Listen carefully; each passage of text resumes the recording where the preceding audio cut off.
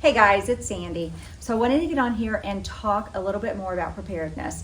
I did a video, I'll link it in the description, about what Hurricane Helene has taught me and what is important to get in your home. And I have a follow-up to that because there's more that you need to think about. I've been watching people that have been through the devastation of what Hurricane Helene has brought to them and listening and listening to you guys also. The comments that you wrote in the last video are wonderful. I mean, I have learned so much, and I know everybody reads the comments and they are learning so much also. So please keep sharing in the comments because we're really helping each other.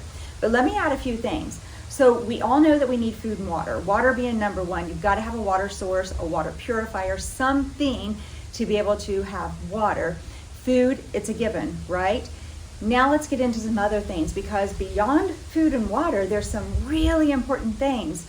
So one thing that I heard a guy say is water's most important, and beyond that, communication is so important. Because if you have no idea what's going on because your electric is out, you have no water source, cell phone source gone, then you need to know what's going on. A hand crank radio is a great idea. At least this is rechargeable one. I bought a rechargeable one on Amazon. You can recharge it. It has a place for batteries. This one's not solar or anything, but it has a hand crank to it. It has a flashlight to it. This was not very expensive, but it'll give you an outside source. So if you can just catch a radio station somewhere and find out what's going on, then communication is so important. Another form of communication that many of them talked about is you have to be able to communicate with your friends and your family. Like, where's your family? What's going on? How can you do that? Well, one thing you can definitely do, if the cell towers are out, it probably won't work, but you need some kind of rechargeable something so you can keep your phones charged, your tablets charged, your computer, laptops charged, whatever. You guys told me this one, and that's why I got it. So I bought this power bank at first. I had an old one that I've had for years, a solar one. It doesn't have the same capacity that this one does. Many of you said these power banks go out, and that might be true. And you can't just depend on the solar only. This is a rechargeable one. Along with solar, it is rechargeable. So if you have a generator, you could just plug it right in and get it charged up. Or you guys are the ones that told me to get this. Get a solar blanket of some kind. If you can get a generator, that is the best thing you can do for yourself. But not everybody can afford that, and I know it. If you can, take $1,000 out of your savings and get a generator. It is such an investment into your future for any disaster that could happen. Whether that disaster comes from nature, whether that disaster comes from a cyber attack or something within our government, whatever, you have to be prepared for disaster. And that's what this is, disaster preparedness of any kind, because it can happen to anyone. And so these, I did a lot of reviews on at first, and this one, this big blue, it just kept coming up in YouTube videos and Amazon. Like, it was just a good one. I watch people that have had these for like 3 and 4 years and use them all the time, and they're still good. So it's got these panels. You just stick it out in the sun. Look at the surface area of this compared to this. You're obviously really going to be able to get a lot of surface area and charging on this. You can charge this and then charge your power bank. You can charge this and charge all of your phones and stuff. These are great because they're portable, just to take around. You know, they're easy to move all around in a house. Give them to a neighbor, your family that doesn't have something. You know, it's a great idea still, but this right here is even better. So if you can get on Amazon, buy one of these, and that'll give you some source of solar. And you know, mostly if you don't have a solar generator also. But these are great, and then all you do is the cords are in here, and you just plug it. I don't know if you can see this. Right here is the chargeable places that you can charge your phones, charge your laptops, whatever on here. So charge your power banks. This is a really nice thing. I'm gonna sit it out in the sun and see how it does. It has to be put in direct sunlight, and then the best thing you can do for solar panels is not just lay them flat, but angle them towards the sun. Okay, so I wanted to show you that because communication is huge. Another thing, this is you guys. I need you to tell me those little walkie-talkies and stuff that you buy in the camping sections, do those work? I was reading, well, I wasn't reading, I was looking at them at Walmart in the camping section, and it said it can go for 16 miles. So are they good? Do they actually really work, the walkie-talkies, for communication? Please let me know in the comments for that. Some other very, very important things they talked about is cleanliness. You've got to have things to disinfect and be able to clean your home, because sickness can set in really quick when there's not running water or not enough water and you're just trying to use a little bit. You've got to be able to have stuff in your home. Do you have this? Hand sanitizer is not my favorite thing, and I rarely ever use it because soap and water is better. But whenever you are in that kind of situation, you need some hand sanitizer at home. You need to make sure you have plenty of soap, whatever kind of soap you use. Bleach is important to disinfect. You don't want to get sick. So they kept talking about cleaning supplies. I'm going to tell you another thing that I didn't even think about, along with not getting sick, is you can get sick. So make sure you have medicine at home. Do you have enough? We're going into cold and flu season. Do you have your stuff at home? A couple boxes to get ready. Do you have your ibuprofen, your Tylenol? This was one that they kept mentioning.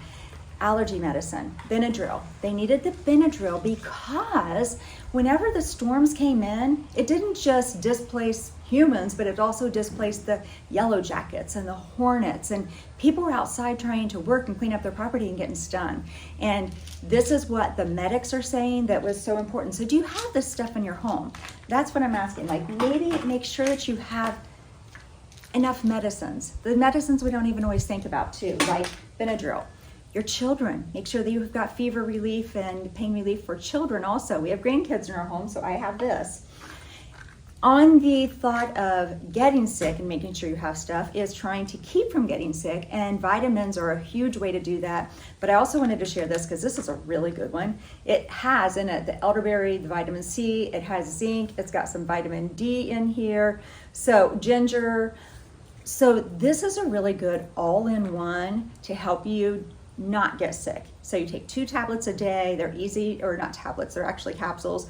They're easy to go down, but you might want to think about getting this in your home too. We take this every winter. Another thing that they kept talking about that was huge was having batteries and flashlights. People only had some candles in their home. Candles can be scary. Candles can burn down homes. You know, ask firefighters how many homes they go to because of candles catching on fire. Make sure you have a whole store of batteries. Batteries might be something that you even barter with at some point because people need batteries for their flashlights. Get rechargeable flashlights if you can also. So in the last video, I had showed you a lantern. I was waiting for it to come and it came. It's a solar one. You can lay it out in the sun and get it charged, or it's also got a place to recharge it here. So it has the cable that comes with it. That cable fits perfectly into here. You could recharge your lantern during the day, have it ready for nighttime, and it works great. You just hit the button here and you hold it to dim it or to make it even, well, off and on, but also you hold it to make it brighter or dimmer. This is an easy one. I'll link it in the description just so you can see it. But these are great because you don't have to worry about a fire. Candles, yes. Flashlights, yes. Any kind of lanterns, yes. The kind of that use the kerosene lanterns. I don't know if they're called kerosene. You know, the old time lanterns that they used in the old days and carried them around by the handle? Those, again, you don't want to have that on at night or anything. It's a fire hazard, but it does have some warmth and light to it. So if you have those, whatever you have that will give you light, because dark is really dark. So you need lights throughout your home. The outside solar lights, you know, that you put around your landscaping, those are great. Charge them up during the day, bring them in at night, and then you've got also that light. If you put light beside of a mirror, that will reflect the light even more. So light is a very, very important thing to have. I saw this girl that she didn't go through Hurricane Helene, but she went through a blizzard and talked about how they didn't have power for 8 days and how they got through it. They didn't have a generator at first. She has a generator now. She said she'll never go without that again. But hand warmers, a big thing are hand warmers. You can buy like a whole pack of them, and you know, the ones that crack, but they also make hand warmers now that are rechargeable. I just got some at Sam's Club. So I put those into our thing too, but the hand warmers are really cheap, a whole big box of them. And she said they would break them and they would be wrapped up in their blankets, and it just felt better to have a little bit of warmth. You can put them on your hands. She said some of her kids were putting them in their socks, just wherever to get a little bit of warmth. My Bible, that is so important to have a Bible. Man, when you're going through tough times, well, actually anytime, not just tough times, but having a Bible to go back to and just read. And if you don't have electric, this is a good book to read because you don't get tired of it. It's not like you just read the book, oh, that was a great book, lay it down. You don't want to reread a fiction book because, it was good the first time, but maybe not the second, third, and fourth time. A Bible, so many great stories in here to keep you entertained whenever you don't have electric, and also just to give you peace. So a Bible is a big one that you really need in your home. And then, have you thought about how you're going to make your coffee and your tea? A percolator is a great thing. I've showed you so many times the gas one stoves, the butane stoves that run off of butane or propane, because I just think they're so good to have in your preps. This will be really nice. You put your water in here, you put your coffee in here, and percolate it and have coffee, because you want warmth in your body. You just need that comfort in your body, whether you're in a climate that's warmer or, with winter coming up. It feels good to have that warmth, even if it's just hot water and you can just boil some water. That's important too. So these were a few different things that I heard said. And I just wanted to bring them to you because there might be a few things that you have not thought about that you can go ahead and get into your preps, because we're finding out that disaster can happen to anyone, anywhere, at any time. And we need to have our homes ready beyond just food and water. And remember, you guys, this is an investment. So if you are tight on money, maybe go to the Dollar store and get some items. You can get a lot. You can get a lot at a dollar store to even start getting kind of these kits together that you've got something, in your home. Soap and sanitizers and medicines and Band-Aids and bandages. Get you some kind of solar charger if you can afford it. This will really, really help you. Oh, and you know what else that somebody else was saying? They weren't able to make phone calls and that kind of stuff with their phones, but they could get text messages out. So every once in a while text messages would go out or they would come in. They weren't sure how that was working because they couldn't get their phone to, call anybody. But that's why it's nice to have your phone charged also, so you can have some kind of communication. If there's cell towers down, but you might get one bar or something, it's important to be able to have something to charge your things. All right, that's all I have for now. Just wanted to share this with you. Please put your comments down. I'm learning this from you, and we are all learning from each other. All right, you guys, that's all I have for now. Until next time, I'm out.